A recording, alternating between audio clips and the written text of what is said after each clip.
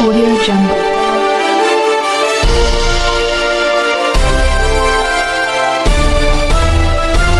Audio Jungle.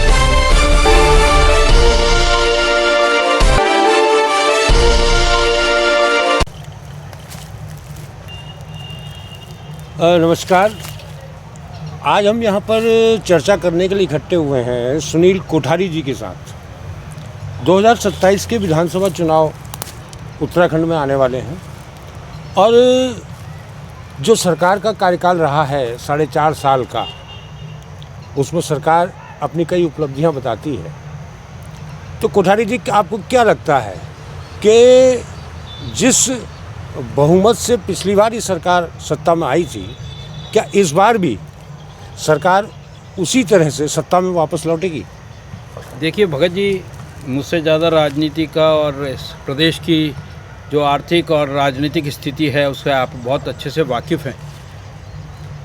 वर्तमान में जो स्थिति है सरकार की और सरकार की जो बहुमत से बनी थी, पिछली सरकार जो बनी थी, जिस तरीके से बनी थी और जो इनकी एजेंडे थे, कहीं ना कहीं आप ये कहें कि 80% उन एजेंडों पे खरा उतरते हुए उन्होंने जनता के हित में काम किया है। नहीं, आपने एजेंडे की बात करी।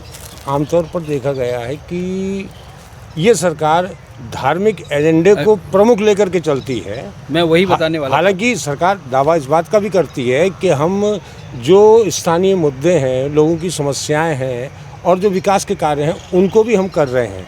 लेकिन कहीं ना कहीं ऐसा लगता है कि ज़्यादा जो फोकस इस सरकार का रहता है वो धार्मिक एजेंडाओं पर ज़्यादा रहता है। धार्मिक एजेंडाओं पे ज़्यादा रहने की वजह से ही जो वो 20% है, वो 20% की जनता जो बुद्धिजीवी जनता है और जो सरकार के कार्यकलापों पे लगातार नज़र रखती है और सरकार की स्थिति को जानना चाहती है और जो प्रदेश की स्थिति को देखकर बात करती है, वो जो 20% जनता है वो इससे नाखुश है।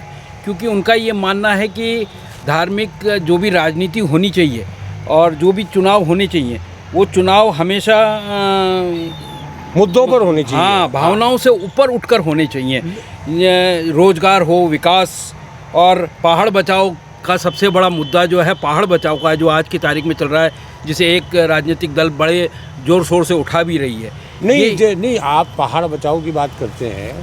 पहाड़ में स्वास्थ्य सुविधाओं को लेकर के एक बड़ी विषम स्थिति है कि आज भी अगर पहाड़ में कोई बीमार होता है या कोई प्रसूता स्त्री होती है तो उसको जो है मैदान की तरफ लाना पड़ता है। पहाड़ों में वो स्वास्थ्य सुविधाएं आज भी नहीं है। वही मैं बता रहा था आपको कि जो भौगोलिक स्थिति है, हमारे उत्तराखंड प्रदेश की भौगोलिक स्थिति है, उस भौगोलिक स्थिति को आज तक कोई सरकार समझ नहीं पाई है और उस स्तर तक नहीं पहुंच पाई कि वो जन जन तक इस बात को, स्वास्थ्य को लेकर या शिक्षा को लेकर वहाँ तक पहुँच सके। क्योंकि क्या हुआ ना, ज़्यादातर जो एजेंडे रहे हैं वो लोगों को लोक लुभावने चुनाव के मुद्दों से भटकाकर लोक लुभाव वादे कर और वहाँ तक सीमित कर दिया जा रहा है। आज भी हमारा पहाड़ कहीं ना कहीं जो मूलभूत सुविधा हैं उनसे अछूता रहता जा रहा है और सरकार का कहीं भी उस चीज़ पे फोकस नहीं है। आप एग्जांपल ले लें, अगर गढ़वाल की बात करें तो गढ़वाल आज भी उतना ही उपेक्षित महसूस करता है जितना 1947 से पहले महसूस करता था। आज भी वहाँ पर प्रॉपर लाइट नहीं है, सड़कें नहीं हैं। भले ही सरकार दावा कर रही है कि 4 धाम यात्रा के लिए सड़कें या हमने सुविधाएं बहुत उचित दे दी है, पर अभी तक हम उस स्तर तक नहीं पहुँच पाए हैं जहाँ कि वहाँ के लोगों को हम वो मूलभूत सुविधाएं देकर उनके जो जीवन यापन है उनको समृद्ध बना सकें। मतलब आपका ये मानना है कि विकास कार्यों का दावा तो सरकार करती है, लेकिन कहीं न कहीं अभी भी उनमें बहुत कुछ कमियां हैं। अभी बहुत कुछ सुधार बाकी है। इच्छा शक्ति भी कहीं ना कहीं कम दिखाई देती है सरकार की, चाहे ये सरकार हो चाहे पिछली सरकार हो। इच्छा शक्ति हमेशा इसमें कम दिखाई दी।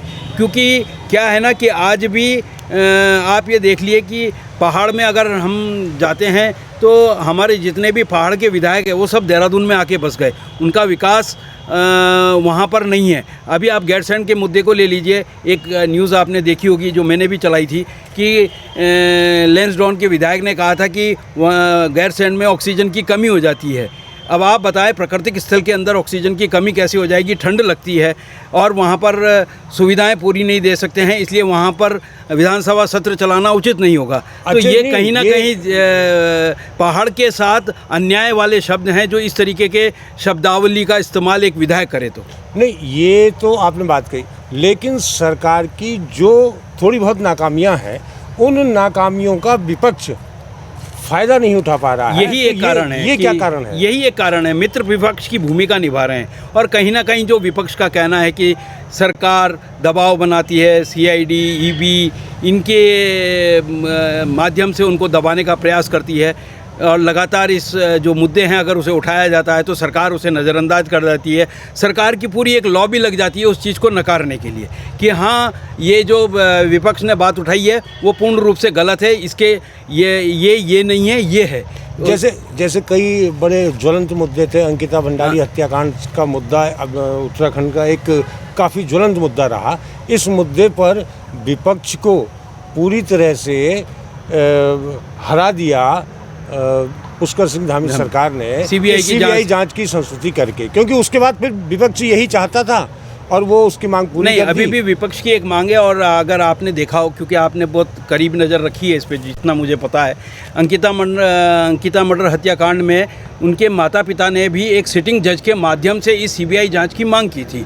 वो आज भी पूरी नहीं हुई है और आज भी विपक्ष उस मुद्दे को उठा रहा है कि अंकिता भंडारी कांड की जो जांच होनी चाहिए वो सिटिंग जज में होनी चाहिए। दूसरा, इसमें सबसे बड़ा मुद्दा एक और आया है, भले ही मुख्यमंत्री ने इसमें जांच दे दी हो, पर जो ये जांच गई है वो अंकिता के माता पिता की एफआईआर पे नहीं गई है, किसी तीसरे व्यक्ति की एफआईआर पर ये जांच दी गई है, जिसका इस पूरे हत्याकांड से कोई भी लेना देना नहीं था। अच्छा, ये तो मुद्दे रहे इस तरह के। हम बात कर रहे थे कि क्या 2027 के चुनाव में सरकार वापस आएगी, क्या विपक्ष एक मजबूत स्थिति में उभर के आने की संभावनाएं आप देख रहे हैं? देखिए, पूरे प्रदेश में इस वक्त एंटी इनकम्बेंसी की बात चल रही है, कहीं ना कहीं वो देखी भी जाती है और इन जो मेन मुद्दे हैं उन मुद्दों से हटकर सरकार ने हमेशा बात करी है और लगातार आज भी प्रदेश के अंदर कई ऐसी स्थितियां हैं जिससे सुधार की बहुत आवश्यकता है, पर सरकार उस पर ध्यान नहीं दे रही है। रोज़गार की स्थिति है या सरकारी कार्यालय में भर्तियों को लेकर है या अन्य भर्ती हैं, एजुकेशन है, इन सब चीज़ों में एंटी इनकम्बेंसी देखी जा सकती है, लगातार देखी जा रही है। बात कही आपने विपक्ष की, विपक्ष मुद्दा तो उठाता है पर कहीं ना कहीं वो एक जो क्लिक होना चाहिए वो क्लिक आज तक जनता के बीच में नहीं कर पा रहा। सबसे बड़ी बात ये है, सबसे बड़ी बात विपक्ष जनता से नहीं जुड़ पा रहा है, जनता से नहीं जुड़ पा रही है, क्योंकि सत्ता को तो सत्ता में रहने का लाभ मिल रहा है और लेकिन विपक्ष उसको भुना नहीं पा रहा है। विपक्ष आज भी खेमे में बटा हुआ है, कई खेमे हैं। वो एक जनता के लिए, मैंने ये देखा कि विपक्ष चाहे केंद्र की हो चाहे यहाँ हो, वो जनता के लिए एक होकर बात करने के लिए तैयार नहीं है। अगर वो एक हो जाए, अपने हित भूलकर अगर एक हो जाए तो शायद जनता उन्हें अपने सिरोधर कर सकती है, पर क्योंकि बटे हुए होने के कारण उनको भी लगता है कि इनके पास कुछ मुद्दे ही नहीं हैं। नहीं, अब जैसे तराई से कुछ भाजपा के नेता और विधायक के विद्रोह के सुर नज़र आ रहे हैं, क्या इसका नुकसान 2027 के चुनाव में बीजेपी को भुगतना पड़ सकता है? बिल्कुल, आपने सही कहा कि इसको भुगतना पड़ सकता है। बहुत बड़ा हमारे उधम सिंह नगर में ही देख सकते हैं कि जिस तरीके से अरविंद पांडे का नाम लगातार चर्चाओं में है। ये जो मुद्दा है ये जनता समझ रही है कि एक सिटिंग एमएलए या सिटिंग विधायकों के साथ किस तरीके से व्यवहार सरकार कर रही है।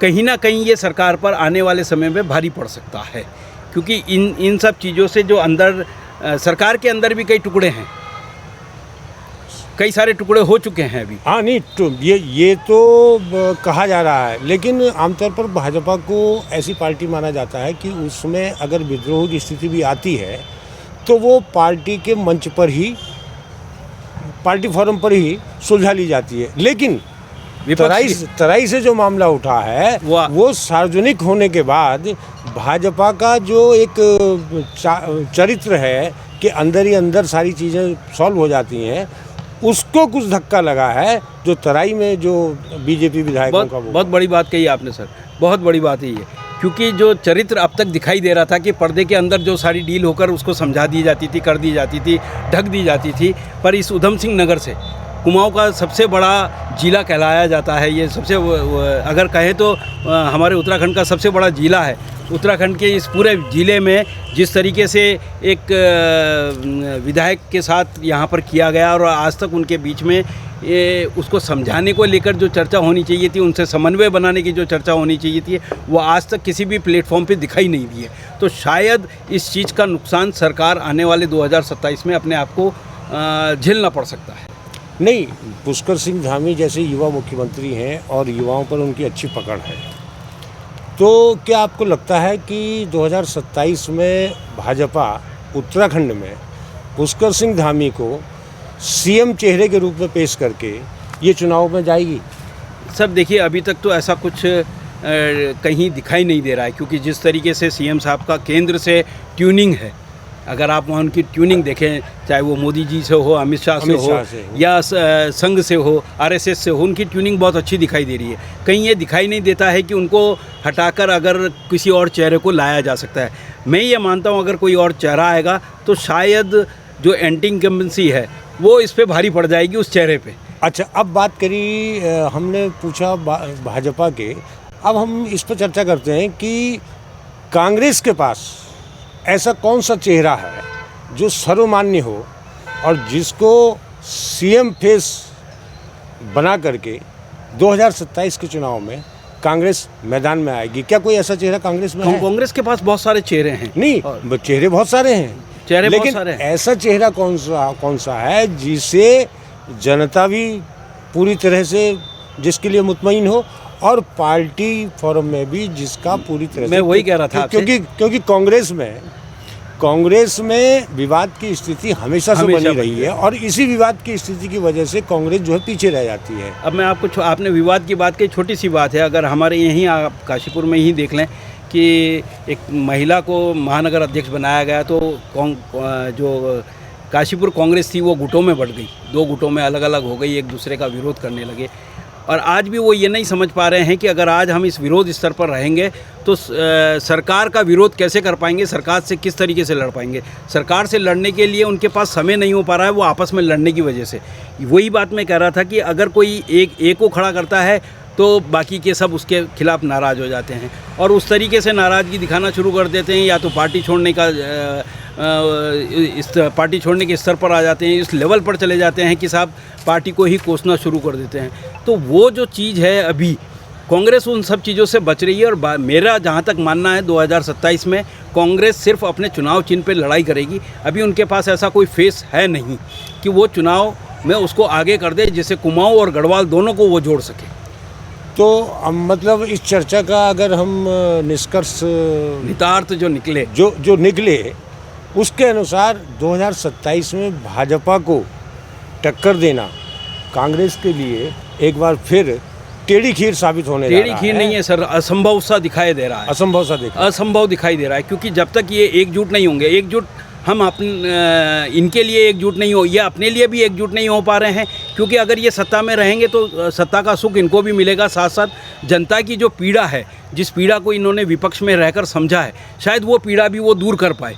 पर जब तक ये खुद संगठित होकर, कहते हैं ना संगठन में ही ताकत है, कहते हैं मुट्ठी में ताकत होती है, उसी तरीके से ये मुट्ठी जब तक बनाएंगे नहीं तब तक भाजपा से तो लड़ना दूर की बात है, ये जनता के बीच में जाकर अपनी छवि को भी सुधार नहीं पाएंगे। तो ये एक हमने छोटी सी चर्चा की, और चूँकि कोठारी जी भी पत्रकार होने के नाते राजनीतिक और सामाजिक मुद्दों पर गहरी पकड़ रखते हैं, और हमने कोशिश करी। अब इस चर्चा का निष्कर्ष क्या निकला ये आप दर्शक तय करें। क्या पुष्कर सिंह धामी के नेतृत्व में एक बार फिर से भाजपा प्रदेश में सरकार बनाएगी, या फिर लगातार सरकार बनाने का भाजपा का जो क्रम है वो इस बार टूटने जा रहा है?